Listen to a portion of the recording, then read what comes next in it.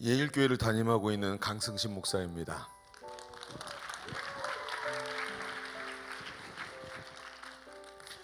제가 섬기고 있는 예일교회는 대신교단에 속한 전통교회였습니다. 금년으로 43주년이 되었습니다. 전임자셨던 원로 목사님은 교회의 변화를 시도하셨고, 그로 인하여 교회가 많은 에너지를 필요로 하는 시간에 제가 부교육자로 부임하게 되었습니다. 여러 가지 교회 안에 여러 가지 프로그램을 도입해서 접목해 보았지만 전통교회의 변화는 쉽지 않았습니다. 교회는 매너리즘과 피로감에 많이 지쳐 있었습니다. 이때 가까운 지인의 소개로 두날개를 소개받고 우리는 2005년 두날개 국제 컨퍼런스에 참석하기로 했습니다. 그러나 당시 담임이셨던 원로 목사님은 이미 약속해 놓으셨던 일정으로 인해서 부득불 컨퍼런스를 참석하지 못하게 되셨고, 부교역자였던 제가 대신 참석을 하게 되었습니다. 하나님께서는 컨퍼런스 기간 동안 준비하셨던 강력한 성령의 감동과 깨달음을 저에게 주셨습니다. 저는 아무런 저항도 하지 못하고 큰 충격을 받고 무너져 내렸습니다. 그동안 목회자 가정에서 모태신앙으로 태어나 청소년 시절부터 느꼈던 답답하기만 한 교회와 목회에 대한 이미지가 완전히 뒤바뀌어서 건강한 교회와 행복한 목회를 새롭게 꿈꿀 수 있도록 해주셨습니다. 저는 담임 목사님께 당장 두날개를 시작해야 한다고 설득을 했고, 부교역자였던 제가 집중 훈련을 하면서 배운 대로 두날개를 즉시 교회에 적용하기 시작했습니다. 김성곤 목사님께서 그대로 접목해야 한다고 말씀하시는 것을 따라 하나도 빠짐없이 그대로 접목했습니다. 두날개 양육 시스템은 정말로 강력했습니다.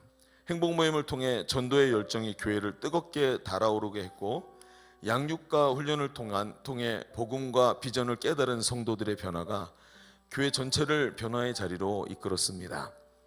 이렇게 교회는 계속해서 열정적으로 변화를 향해 가고 있다고 생각하고 있었지만, 시간이 지나면서 교회에 문제가 드러나기 시작했습니다. 세워진 셀 리더들이 지쳐가고 재생산의 열매가 약해지면서 열정마저 시들해져 가는 것을 경험하게 되었습니다. 나중에 깨닫게 된 사실이지만 김성곤 목사님께서는 그렇게 프로그램이 아니라 프로세스라고 외치시는 것을 듣고도 당시 우리는 두날개를 건강한 교회를 세우는 목표가 아니라 교회 성장 프로그램으로 인식하고 있었습니다. 그러다가 설상가상으로 담임 목사님께서 교단에서 교단장으로 나서시면서 교회를 돌보시는 일에서 많이 멀어지게 되셨습니다. 그리고 교단장 임기를 마치시고는 은퇴하시게 되면서 부목사였던 제가 담임 목사로 추대를 받게 된 것입니다. 한참 답보 중에 있던 교회가 리더마저 바뀌고 나니 그 교회는 그 슬럼프에서 헤어나오지 못하고 더 깊은 수렁으로 빠져들어가는 것 같았습니다. 저의 담임 목사로서의 시작은 참으로도 가슴이 아프고 마음이 아픈 시간이었습니다. 그러던 차에 어느 날 두날개가 세계비전 두날개 프로세스로 새로워졌다는 소식을 접하게 되었습니다. 목회의 새로운 도약이 절실히 필요했던 저에게 하나님은 프로세스로 다시 훈련을 받아야 한다는 확신을 주셨습니다. 그리고 2015년 다시 집중 훈련을 받기 시작했습니다.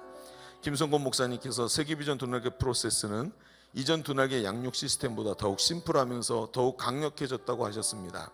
그러나 저는 처음에는 잘 감지하지 못했습니다. 변화된 두날개 프로세스는 선교를 대단히 강조하고 있었습니다. 심지어 졸업 조건에 해외 아웃리치에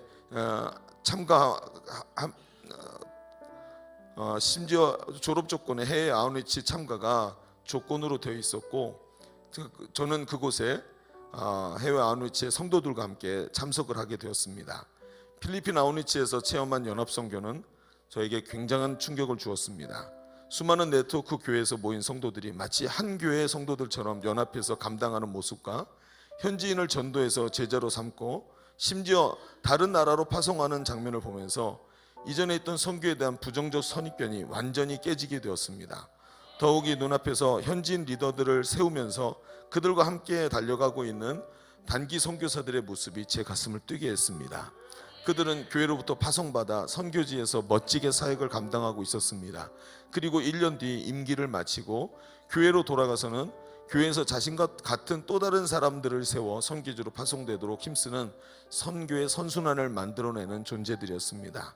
그들은 교회에서도 가장 강력한 두 날개 사역자로 헌신하며 목회자와 교회와 함께 같은 말 같은 마음 같은 뜻으로 앞장서 달려가는 일꾼들이었습니다.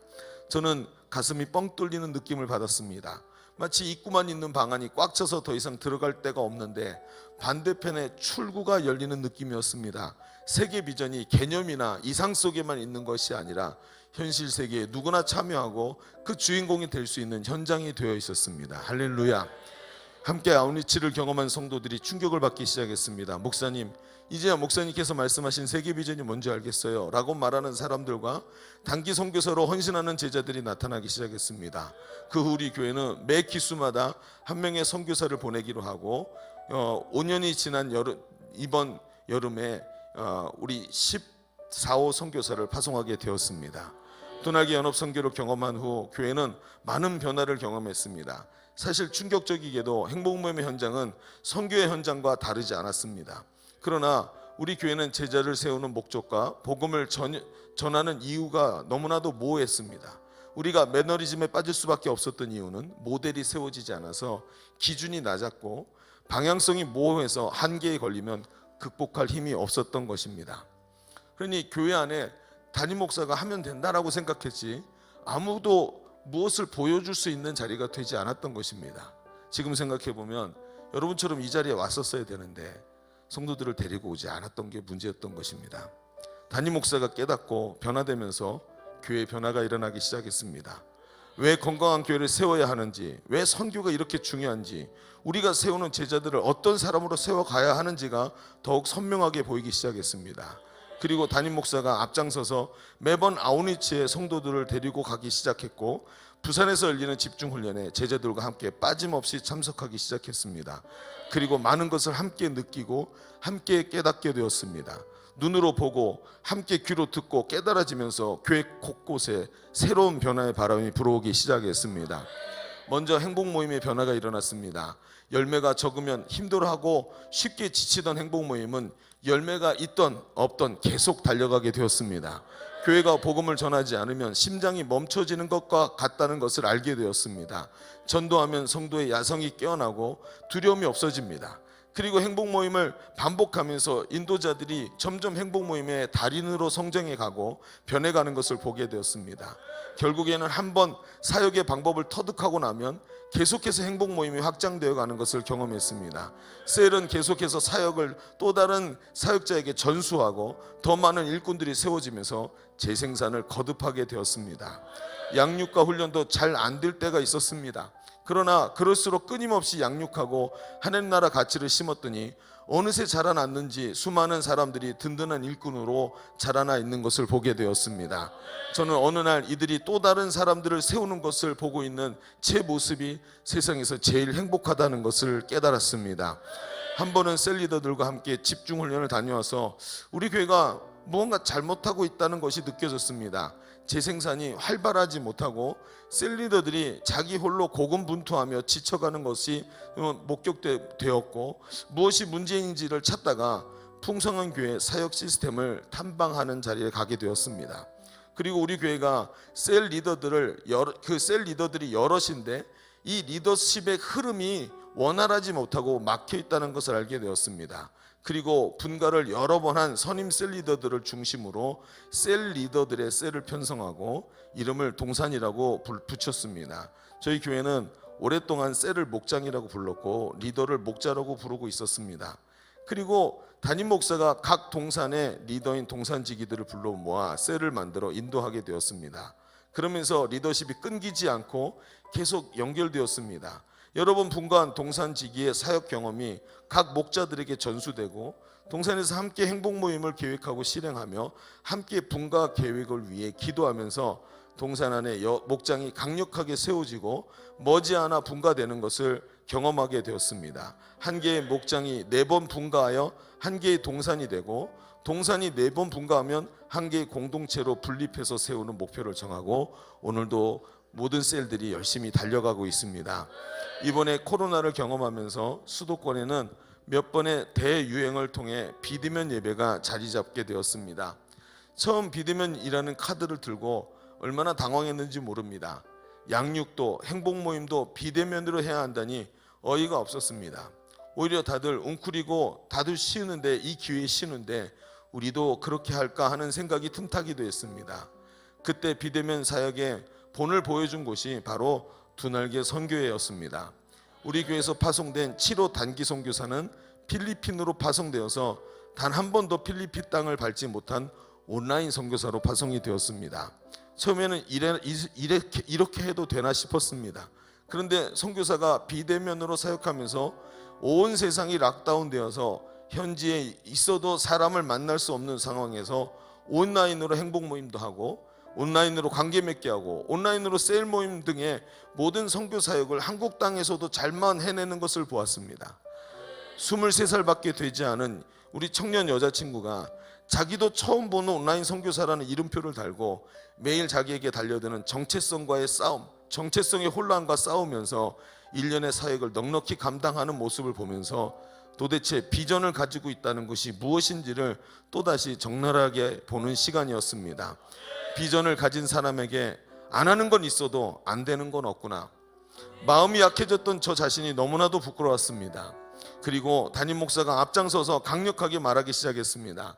여러분, 하나님 앞에 서면 오늘 우리의 모든 결정에 대해서 하나님께 변명을 해야 합니다. 그때 무서운 핍박이나 총칼을 들어댄 것도 아닌데 벌금이 무서워서, 사람들의 비난이 무서워서 잠시 쉬고 숨었다고 하나님 앞에 말할 수 있겠습니까? 뱀처럼 지혜롭게, 비둘기처럼 순결하게 감당합시다. 방역 조치 지키면서 우리가 할 건 합시다 하고 이야기했습니다. 그 후 너무나도 놀라운 일이 벌어졌습니다. 성도들은 아멘이라고 말했고, 이 사람들 너무나도 야같구나 싶게 뱀처럼 지혜롭게, 비둘기처럼 순결하게 정상적으로 행복 모임과 양육훈련, 예배 등을 감당하게 되었습니다. 물론 열매가 평상시처럼 많지는 않았지만 얼마 지나지 않아 성도들의 입에서 탄성이 나오기 시작했습니다. 목사님, 이런 시국에도 우리 교회는 너무 잘 되고 있어요. 목사님 말씀이 옳았어요. 이번 봄 사역이 시작되었습니다.